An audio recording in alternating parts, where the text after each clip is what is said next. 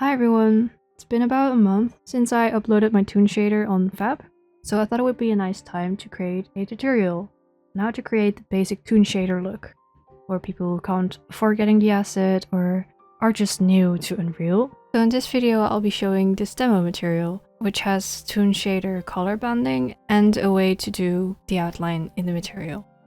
Before we begin, I just want to give some extra info about the material, just in case it doesn't fit your project. This Toon shading is fully done in the materials only, which means you have to make a separate material for every object.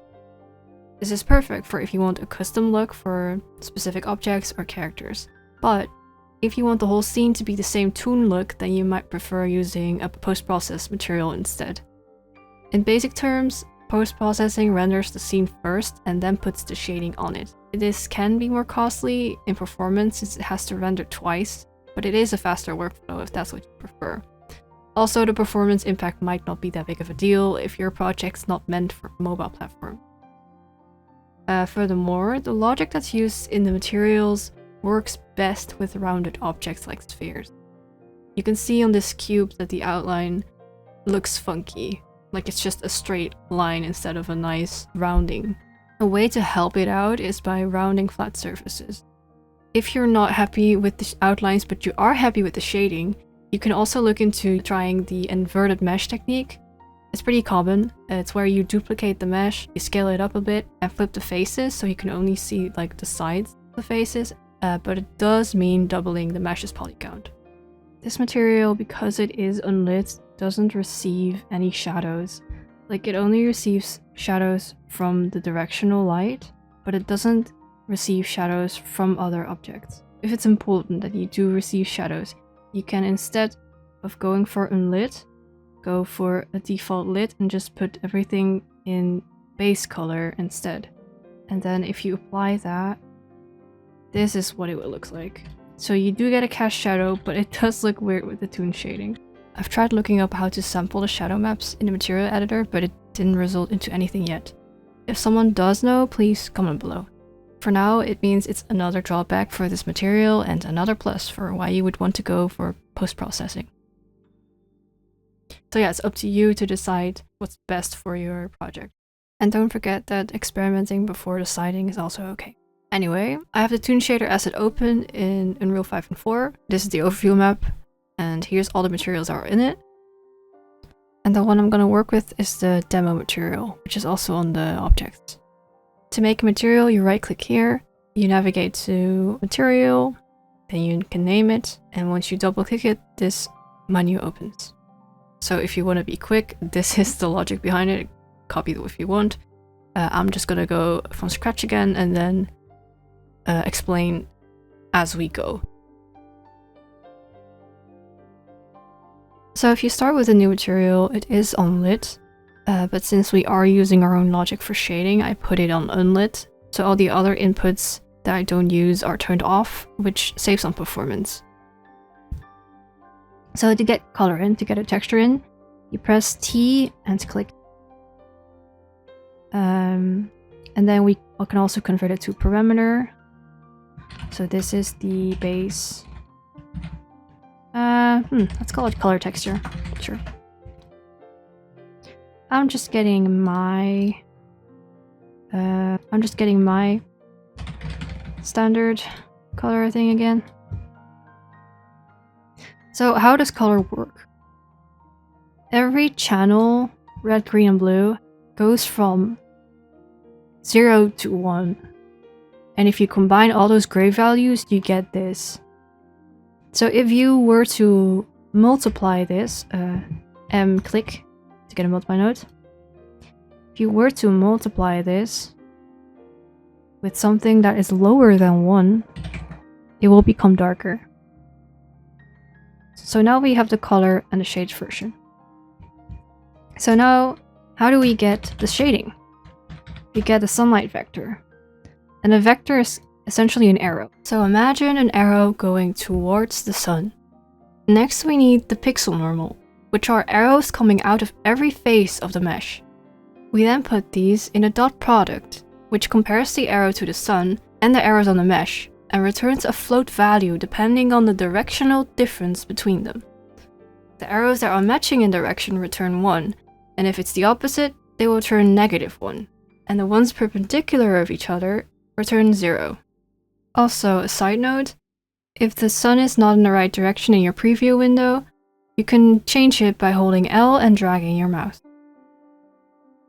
So how do we combine this gradient with the textures? We use the gradient as a mask in a lerp. Here we can determine what is supposed to be in the black area and what goes into the white area. A gets used for black, so that's where we put the shaded texture.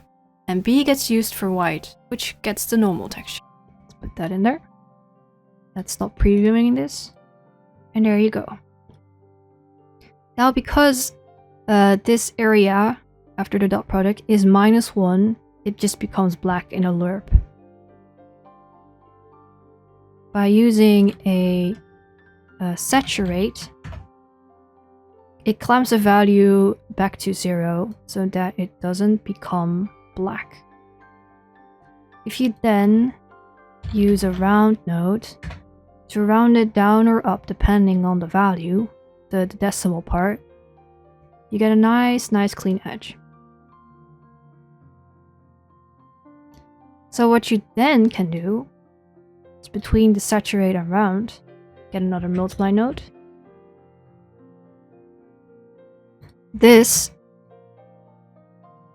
creates layers. Because what the lerp also does is when the alpha value is higher than 1, it will multiply it with B. So in this case, it's 2 times the normal color texture, which results in a brighter color texture. So if this is not like the ratio you want, you can add an add node by clicking.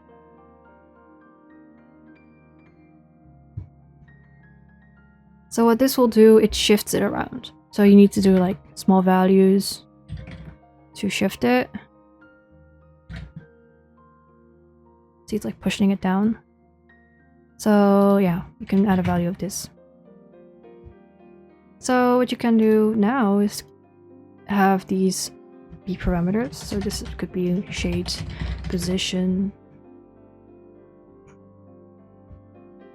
This can be shade layers.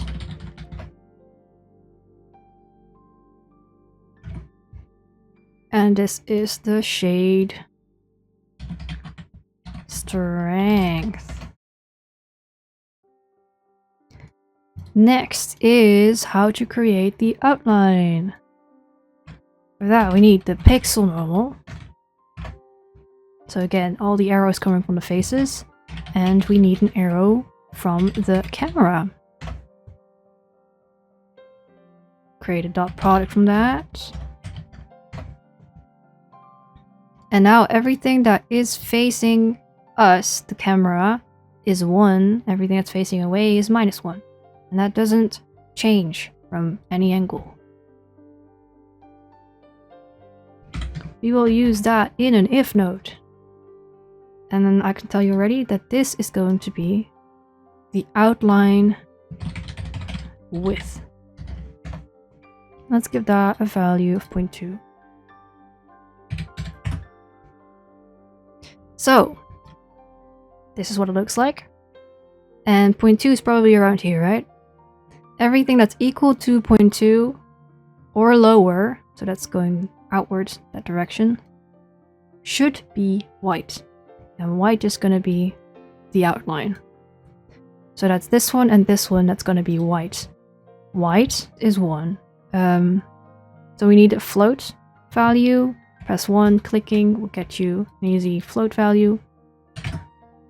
Change that to 1. There you go. Just for clarity's sake, I'll also put a 0 in there. And now you get a nice edge. So yeah, the lerp, put that in there. Everything that is black should be shading, the colors in the middle. And everything that is white should be the color of the outline. So pressing 4 and clicking will give you a color node. For some reason there's an error here, I'm not sure why. that it has these float differences, but when you convert it to a parameter, the error is gone. So if someone in the comments can tell me why, sure, I'd like to know. So this is the outline color.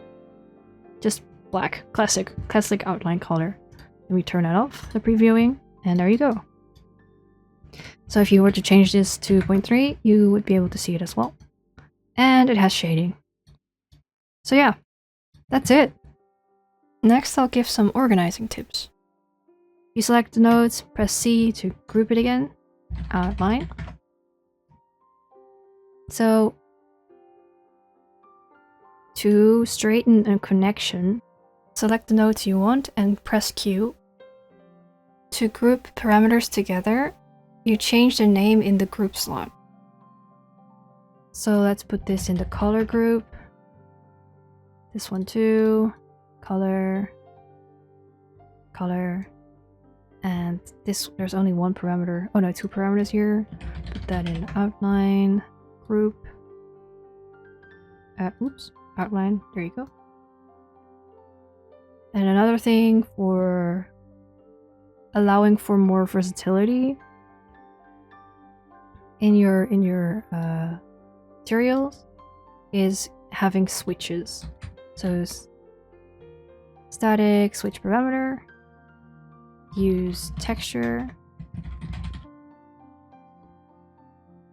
If it's true, let's use a texture. And if it's false, so again for press, give parameter, color solid. Put that in false.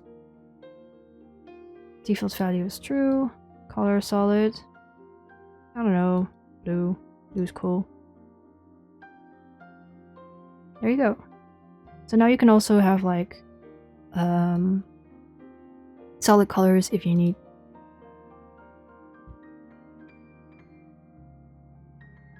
But yeah, that's basically it. So if you create an instance of that, I'm pretty sure I did. Oh yeah, there it is. You can now see that it is... Oh, I missed a few. Oops. Let me just quickly do that.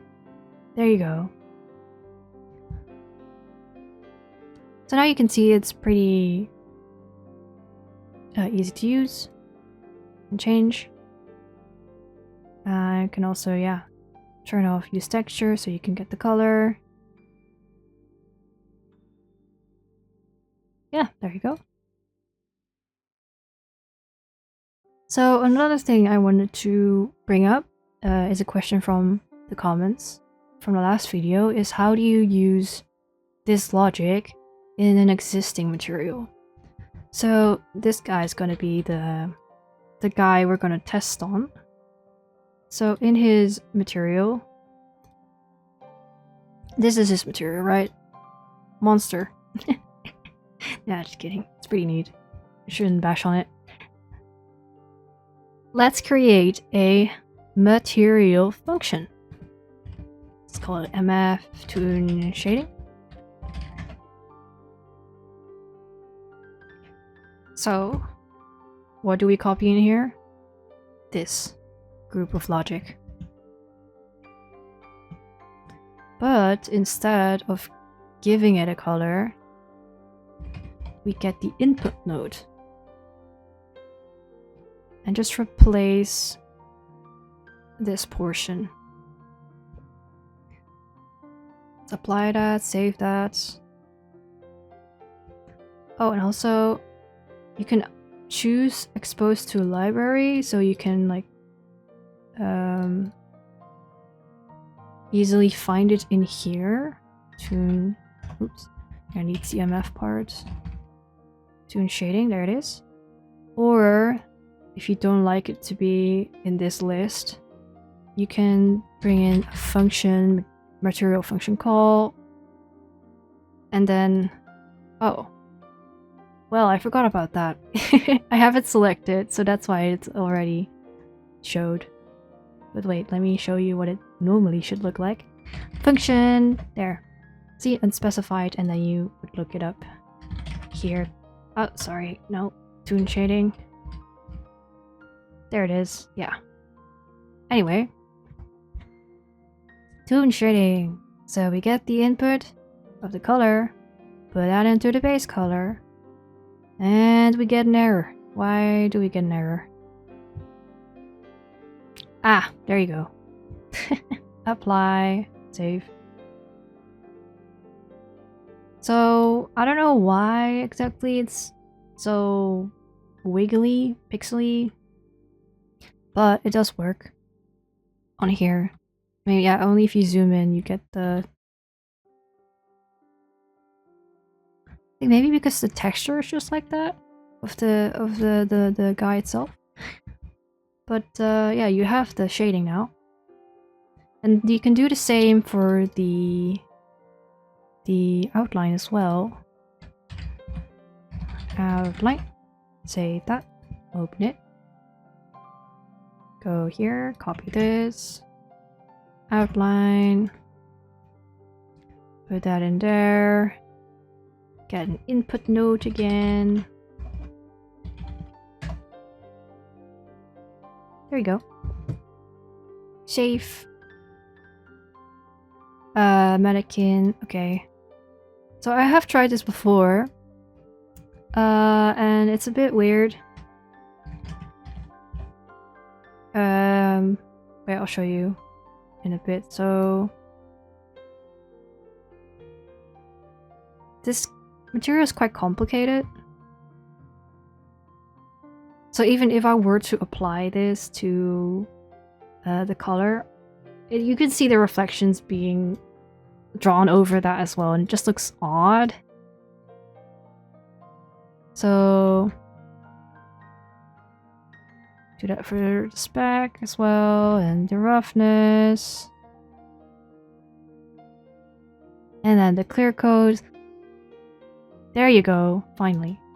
It now has an outline. Or rather, an inline.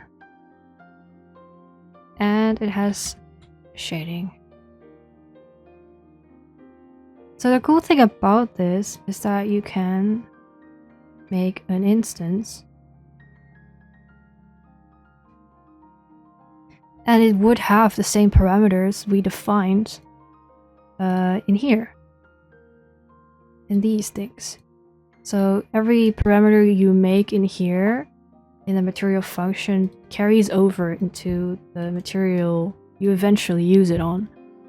So we can play with the width, we can play with the shade strength again. Yeah, pretty cool. So yeah, that's basically it for the Toon material tutorial and how to apply it into an existing material. So what do you do from here on? You can play more with the values here, like what happens if you multiply or divide. You could try adding halftone like I did. I'll link a video how this guy achieved halftone tiling. It inspired me to do the same. So yeah, I hope that was helpful. If you have more questions or tips for me, comment them down below. And yeah, well, have a nice day. Thank you. Bye bye.